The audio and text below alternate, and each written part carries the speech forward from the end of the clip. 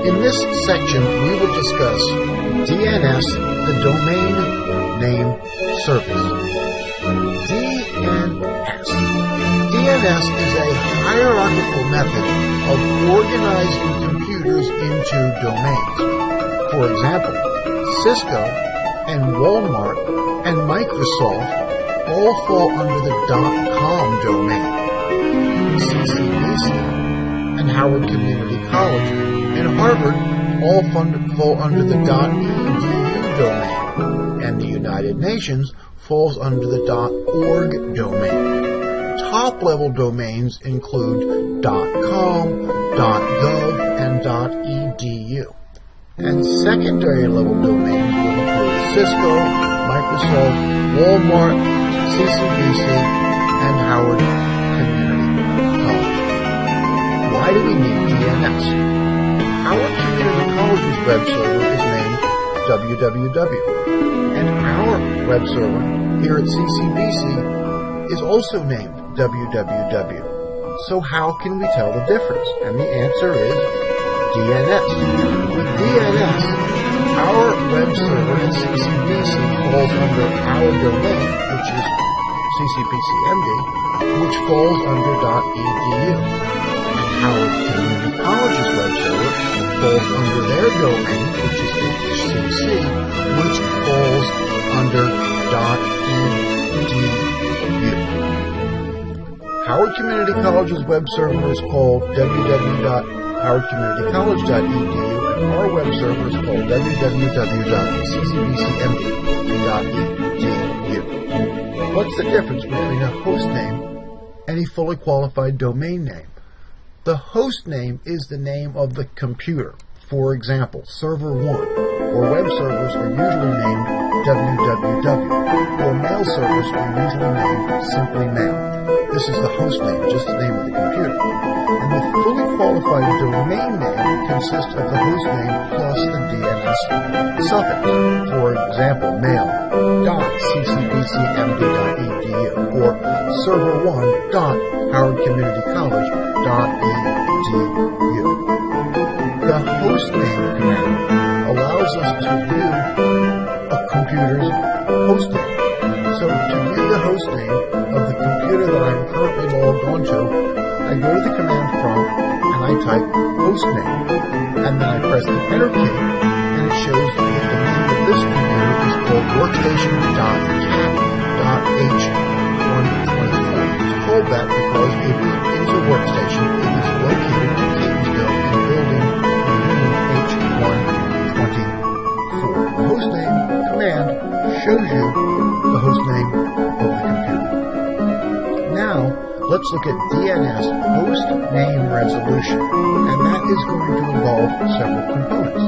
The DNS client, which they call a resolver, a web server, the host name, a packet, an IP address, and a DNS server. So let's see how DNS host name resolution works. If we have a web server here named www.ccbcmd.edu, and the IP address is 10.0.0.5, the user can access that web server by simply typing http://10.0.0.5 and pressing the enter key. When the user does that, the IP protocol will send a packet to 10.0.0.5, and then the web server will send its web page back. When the user types http://10.0.0.5 and presses the enter key, the IP protocol sends a packet to 10.0.0.5, which is the IP address of the web server. So the question is, how does the IP protocol know to send the packet to 10.0.0.5? Well, that's kind of obvious. That's what the user just typed in. But the user usually does not type in the IP address. The user usually types in the host name or the URL. The user would typically type http://www.ccbcmd.edu and press the enter key. And if the user were to type the host name or URL and press the enter key, then the protocol would send the packet to 10.0.0.5 because that's the IP address of our web server. So the question is this. The question is, when the user types in www.ccbcmd.edu, how does the IP protocol know to send it to 10.0.0.5? And this subject is called hostname resolution. And the way the IP protocol finds out the IP address of ccbcmd.edu is it asks the DNS server.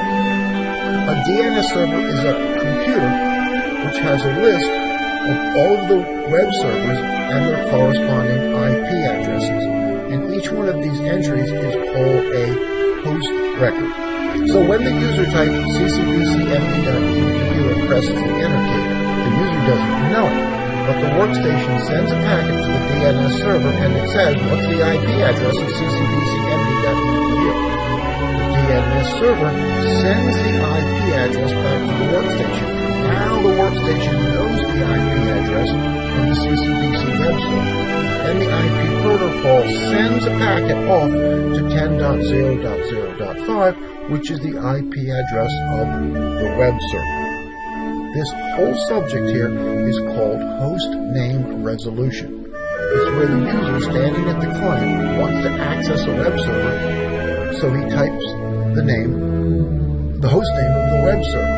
The query then goes to the DNS server, and it finds the host record. A host record is a web server name and its corresponding IP address. The DNS server finds the host record and the corresponding IP address and pushes it down to the workstation. And now the workstation knows to send a packet to 10.0.0.5 because that's the IP address of the CCBC web server. Hostname resolution. DNS forwarding occurs when a user tries to access a website which is not in the local domain. If a user at CCBC tries to access www.contoso, which is a private company, .com, then the DNS server, the CCBC DNS server, forwards the query up to the root DNS server, which then forwards the query to the Contoso DNS server. Here's the example.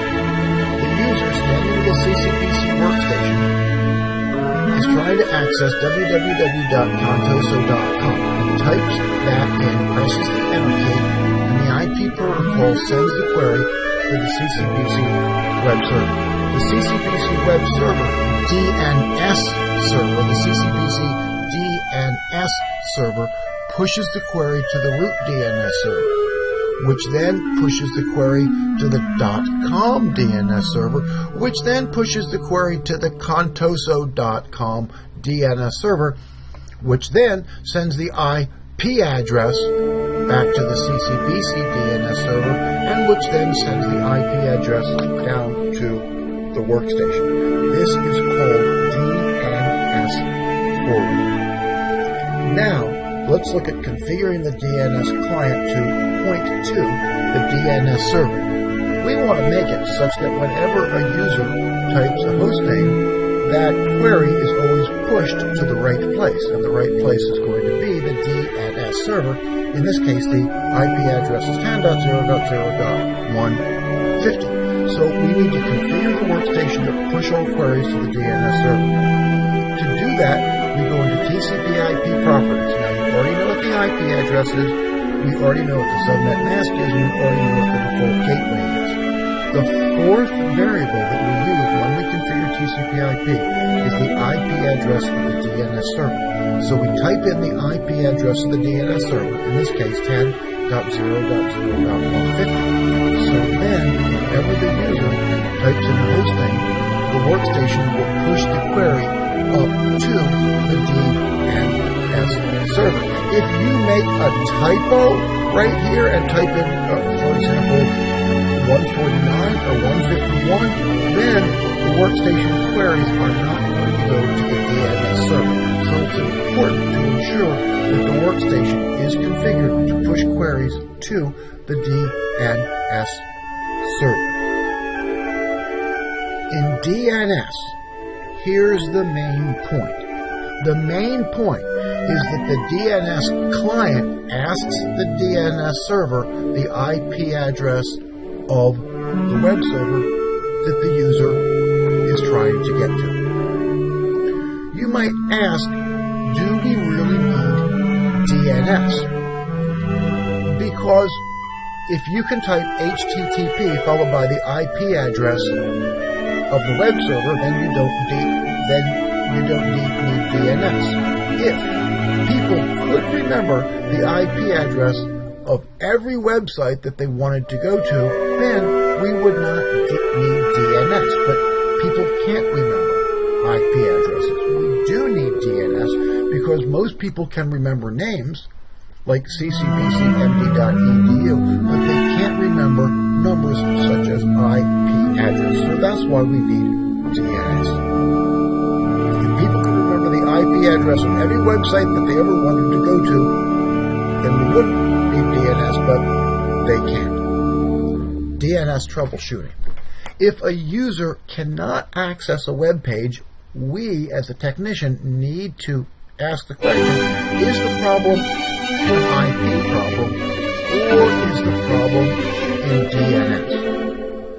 So here's the example. The symptom is that the user, or I can access a web page based upon IP address. If I type HTTP followed by the IP address, I can access the web server. But I cannot access the web server if I type the full URL, or if I type the host name. The user says, I can't access the web server. So the question is the problem that the web server is down? Well, no, because we can access it based on IP address. Well, do we have a faulty router or switch? No, the packets are getting there because I can get there based upon IP address. I just can't get there based upon host name. So this indicates that this is not an IP problem, that this is a DNS problem. So if it is a DNS problem, most likely one of the three things. One, the DNS server is down. Or two, the DNS client is not properly pointed to the DNS server. Or three, there is no host record on the DNS server. And this is the purpose of the NSLOOKUP command. The NSLOOKUP command allows us to determine whether or not a particular resource record or host record is available on the DNS server. To run the NSLOOKUP command, I go to the command prompt and I want to verify, is the ccbc md.edu host record, does it exist on the DNS server? So I type NSLOOKUP followed by www.ccbcmd.edu and I press the enter key. And then we see, yes, that record does exist on the DNS server, and that is what the IP address is. NSLOOKUP allows you to determine whether or not certain records are on the DNS server. Now let's look at DNS server replication. DNS server replication provides redundancy, which provides fault tolerance. If we only had a single DNS server and it went down, then we would be out of luck. So we usually have a secondary DNS server available as well.